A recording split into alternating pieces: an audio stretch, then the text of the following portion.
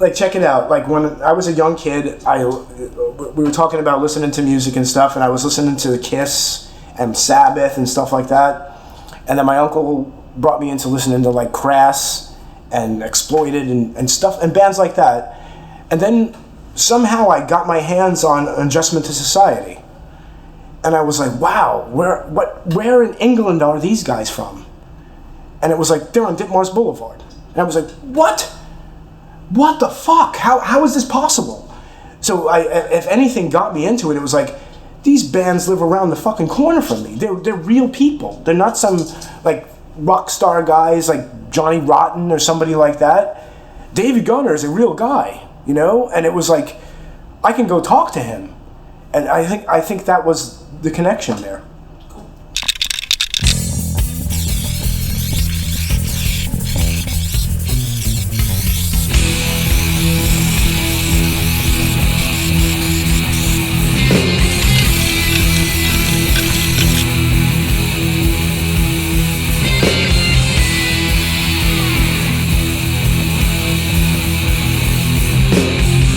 Tell me how you think I should be, but that is just one thing you fail to see.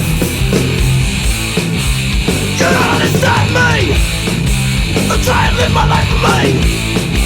You think you can command me? I love me before you fucking see. My life is my own to live my way. I'll do what I want and say what I say.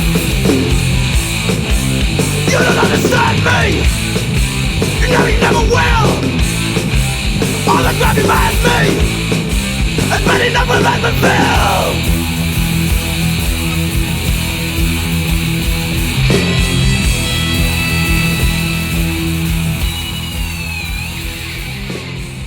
Well, first I have to say that this luck of geography, how we all wound up on that same side of Astoria Park is amazing. You know, if any one of our parents had decided to move to another neighborhood, that whole group doesn't meet each other.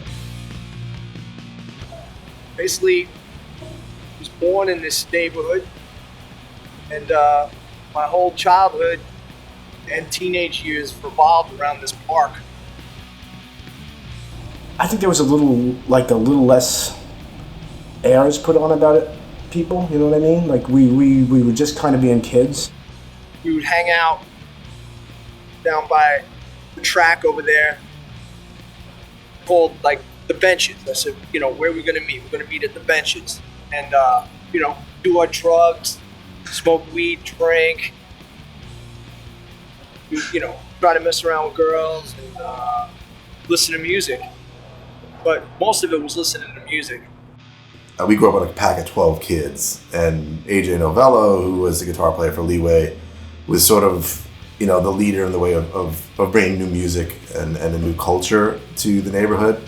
He brought bands like, you know, punk bands that we didn't know about, you know, like Zero Boys, obviously The Clash, Sex Pistols. He was into all that stuff as well. We all listened to the Cro-Mags. We all listened to the Crumbsuckers, Murphy's Law, Ludacris, DRI, Bad Brains, Attitude Adjustment. You know, all those bands were available, putting stuff out at the record stores. We'd bring them home, share them with our friends, and we all gravitated towards that kind of music. I think there was an unpretense about the music. I think there was, like, especially in Astoria, I think there was some kind of, like, we're gonna do what we wanna do. And I think it comes from that working class background, you know? I think it comes from that. And, you know, we're talking about kids, too, and kids are just rebellious in nature, so we gravitated towards the thing that we liked. And that was it. We just didn't like the guys who had the gold chains on and, you know, fucking were fighting in the park and stuff like that. And we like music. When AJ formed Leeway with Sasso, we had guys that we hung out on the block with. Our neighbors, our friends were in a band.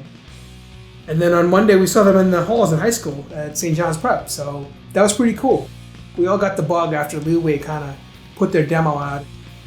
Well, what happened was we were hanging out in the park, and then AJ was like, yo, why don't you come out and check my new band out? And I was like, what, you playing a band? And he's like, yeah. So we went down to CB's to see Leeway play.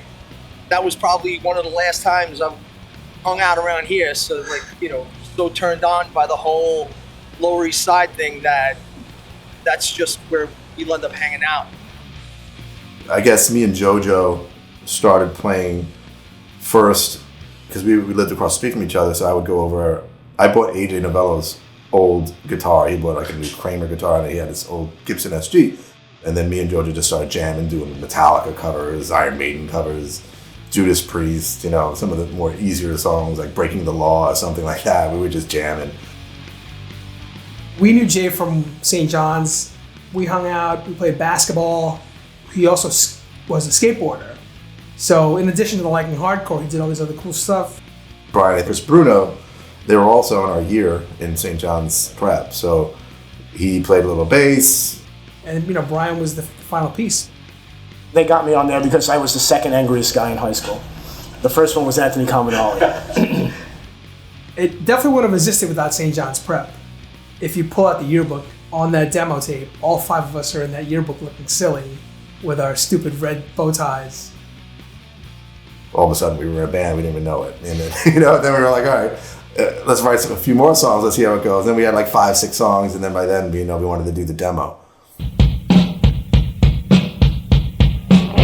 It's kind of raw, the tape, but you know, for a hardcore band, and it was, you know, it was almost live in the studio, so it sounded great. Back then, that was like, that's what you wanted. That was the sound you were looking for. You didn't really want something clean or pristine.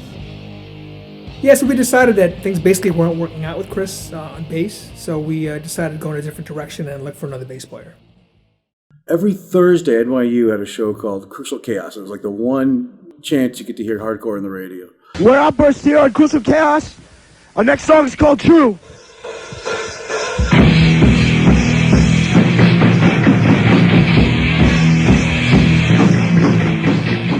And they'd have like help wanted ads essentially. So there's like, you know, Spermicide, the DJ, she was looking at, she made some announcement that Outburst was looking for a bass player.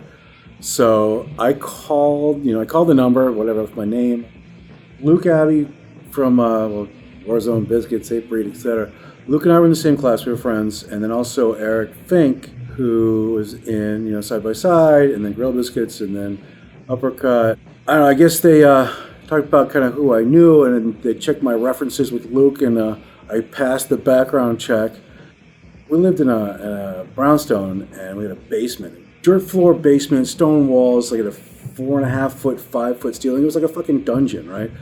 But I'd like set up some, like my friend's drum set down there and a couple of like $50 amps. And I was like bragging on the phone and said, well, I have a studio at my house. We can come practice here. So we had the tryout at my house, and like, you know, I still remember like everyone's face as they were like walking down these stairs into this fucking like fucking dungeon. After joining the band, it was an interesting dynamic right away, but mostly just the amount of fucking goofing and busting of balls that went on with everything. Sheer amount of just cover songs that were played every rehearsal, like, you know.